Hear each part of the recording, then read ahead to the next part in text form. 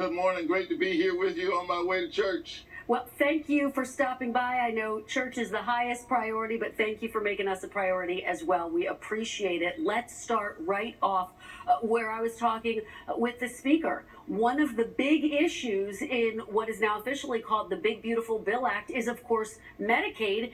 And he makes the argument people should have to work in order to get Medicaid benefits. What's wrong with that argument? Why shouldn't people have to go to work in order to get Medicaid? Good morning again to you and your audience. Listen, I am a big advocate for work. I have a fierce work ethic.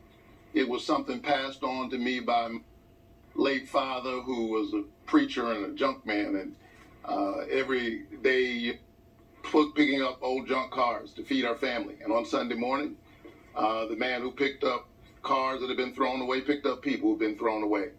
And this is what this legislation does that they're trying to do. They're going to throw poor people away. I believe in work. And I recently released a study in Georgia that shows that this work reporting requirement, because that's what we're talking about, not work requirements, work reporting requirements is very good at kicking people off of their health care. It's not good at incentivizing work at all. There's something wrong-headed about this kind of view of poor people, of working class people, that somehow they don't want to go to work. We have seen this failed experiment in Georgia. We've got over 500,000 people in Georgia who are in the health care coverage gap. They are largely the working poor. The governor has put a program in place. He calls it Prosperity to Coverage. You ought to call it, or Pathways to Coverage. You ought to call it Pathways or Blockages to Coverage, because they've only enrolled about 7,000 people. That's pathetic. And the data clearly shows that if you want to get people to work, the way to do that is to provide them just basic health care so that they don't get sick. And what they're trying to do now is take this terrible experiment in Georgia, force it on the whole nation. And what we will see as a result of that is a workforce that is sicker and poorer and an economy that's weaker. And we should note, actually, that Georgia is the only state right now with work requirements. I want to move on to another aspect of this bill. The bill allocates nearly $150 billion towards border security and immigration. Under this second Trump administration, border crossings are at some of their lowest levels ever recorded. Given that most voters, senators, say that this is a top issue, do you support the measures in this bill that would strengthen the border and border security? Listen, I support strong borders, and we don't want to see people who are criminals, who are committing awful acts, allowed into our country. But what we need is common sense immigration laws in our country. What we're witnessing right now here in the state of Georgia, for example, a young college student who is doing well, has been here most of her life. She was accidentally picked up in a traffic stop. As it turns out, the police had it all wrong. They had the wrong person. But because of these draconian movements that we're seeing, this kind of singling out and othering people, this college student found herself in the grips of ICE. And now she's trying to navigate her way through the system. I don't believe that the people who voted for me and the people who voted for Donald Trump intended for this young woman, who is a bright young woman who's already contributing to our society, to be caught up in the clutches of our immigration system.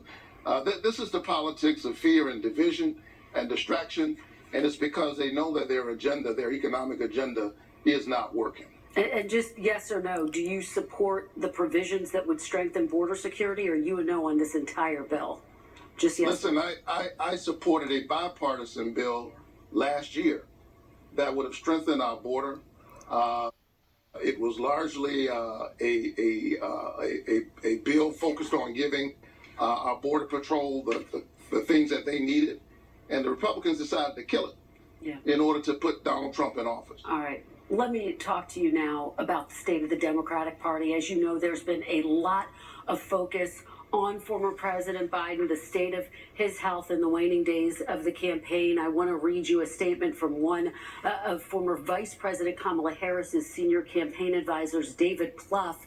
This is from the new book, Original Sin, which takes a look at Biden's 2024 campaign. Plouffe says, if Biden had decided in 2023 to drop out, we would have had a robust primary. Whitmer, Pritzker, Newsom, Buttigieg, Harris, and Klobuchar would have run. Warnock and Shapiro would have kicked the tires. Maybe Mark Cuban or a business person of some sort. 20% of governors and 30% of senators would have thought about it. We would have been eminently stronger. You were name checked there, Senator, so I have to give you a chance to respond. Would the Democratic Party have been stronger had President Biden dropped out of the race sooner or not run at all? Kristen, here's what we absolutely know about last year's election. It's over. And I'm going to spend all of my energy focused on the task in front of us. We are headed into a very critical week. The Republicans are trying to push forward this big, ugly bill that's going to literally cut as many as 7 million Americans off of their health care.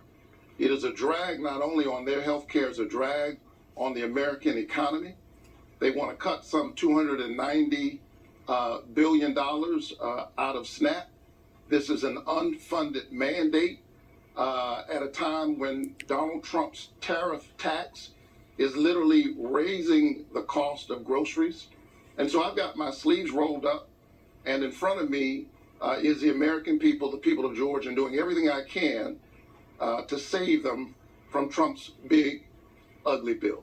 I didn't hear a direct answer to the question there, but we do need to keep moving because we've got... Well, I take very seriously my job. The people of Georgia hired me to stand up for them. And this really is a critical week. Yeah. This big ugly bill is going to strip people of their health care. It's going to rob working class people of the resources that they need. Yeah.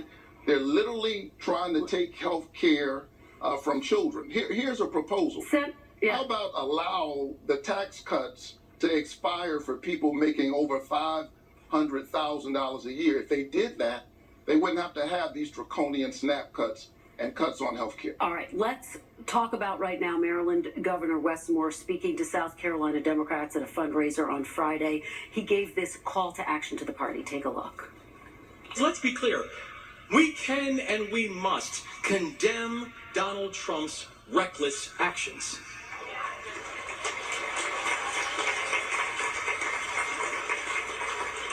But we will be foolish not to learn from his impatience. If he can do so much bad in such a small amount of time, why can't we do such good?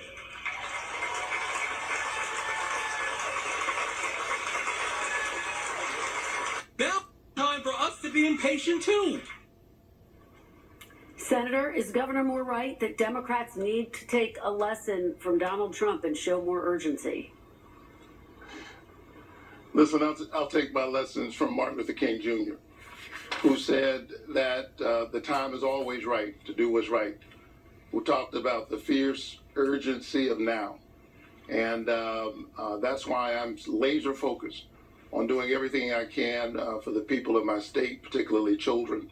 You're looking at somebody who grew up in public housing, the 11th of 12 children, but through good government programs, Pell Grants, and low-interest student loans.